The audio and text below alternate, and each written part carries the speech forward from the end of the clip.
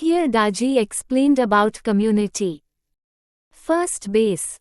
We cannot be devotees without embracing it, because it is fundamental to existence. In fact, it is very scientific. We are all connected. The heartfulness vision of universal brotherhood comes from the repeatable experience that at the center of our being we are all connected with the same reality. This is the common source from which everything was set in motion at the time of creation. At this level, there is no separation, and that center exists in every atom in the universe.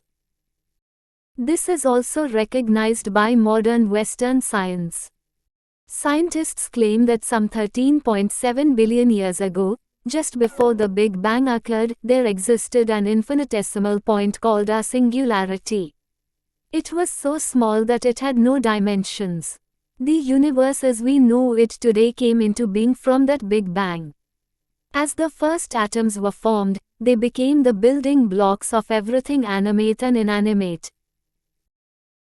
It takes 100 trillion atoms to form a single cell in our body, and there are some 37 trillion cells in the human body, all originating from the same source.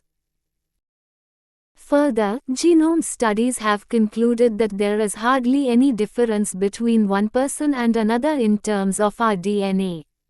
In fact, the entire human ancestry can genetically be traced back to a common origin in Africa. If this is true, then why is it that we feel separate? Babuji explains it is our thoughts and actions that created the separation. It is our feelings of selfishness that alienate us from other human beings. The separative feeling is the root cause of our alienation. Separation is an illusion.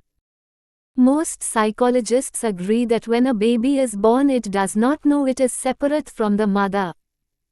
Gradually, over the first year of life, it begins to develop a separate sense of self and starts identifying with beings and objects in its surroundings. This phenomenon of separation and identification is a part of the process of ego formation. When you try to hurt someone who has the same godly soul in them, your soul and theirs are actually the same. Now ask yourself, who is hurting whom? The same souls only look different because they have different personas, arising out of karma. As the child grows into an adult, rivalries may occur, creating separation laced with competition, and possibly an element of enmity. Remoteness is another factor that increases separation, and most of us experience it in our lives. As we become adults, we leave our families and sometimes settle far away. This remoteness further increases separation. Initially we feel a strong connection, but it wears away over time. The feeling of separation seems to be part of our conditioning. It is a veil of Maya that impacts every facet of our being. Once this veil is peeled away, we recognize the reality that we are all from the same source. We must accept and embody this if we are to become human. From me to we. How can we peel away this veil of illusion? It happens naturally through heart-based meditative practices because we experience the oneness. Knowing about it is not enough. While our ego's sense of individual identity is all about I, the heart is all about we. The heart is where we are all connected, where we naturally feel oneness, especially when our field of consciousness has been purified. When heart-based meditation is supported by yogic transmission, we are naturally infused with love. As our capacity for love expands, so does our feeling of brotherhood. As we grow in our practice, we are able to identify and break up the individual network formed by our thoughts and actions, which leads to an expansion of consciousness. When this expanded state of consciousness percolates our lives, in our day-to-day dealings with others, we eventually rest in that connection constantly. Connection is nurtured through constant practice, and can be applied in our lives with awareness. It comes from within, not from any external authority. It transforms all our relationships, with our family and with all humanity. We feel love for everyone. As a first step, it is a true paradigm shift that enriches our lives. Later on, we go beyond the level of feeling, as love radiates from us naturally. We no longer need to love, we become love itself.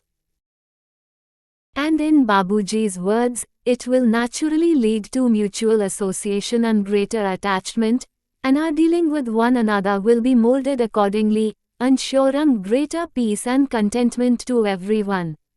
How nice it would be to have it thus. Our success here leads to our success there.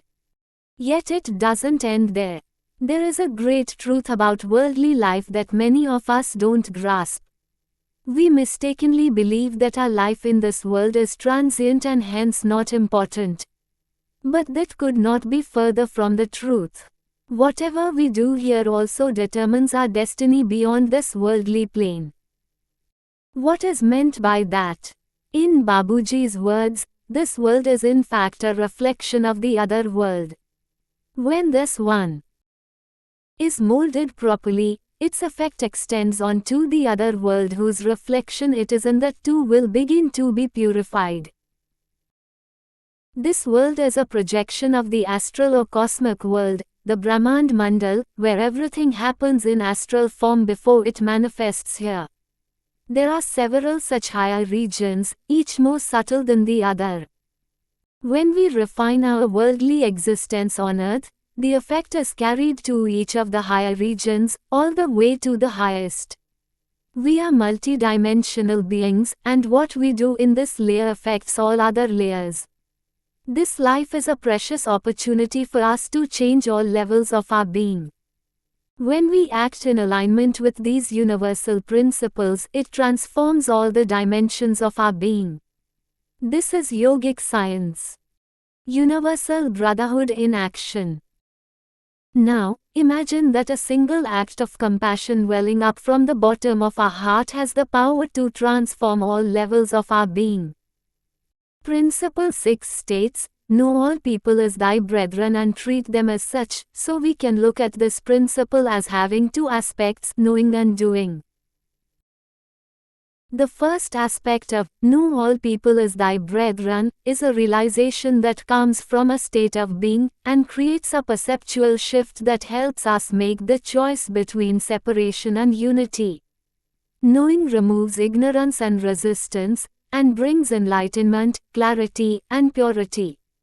It acts as a bridge between being and doing. The second aspect is doing, and treat them as such. Once you know from the depths of your being that we are all brethren, then how will you treat others?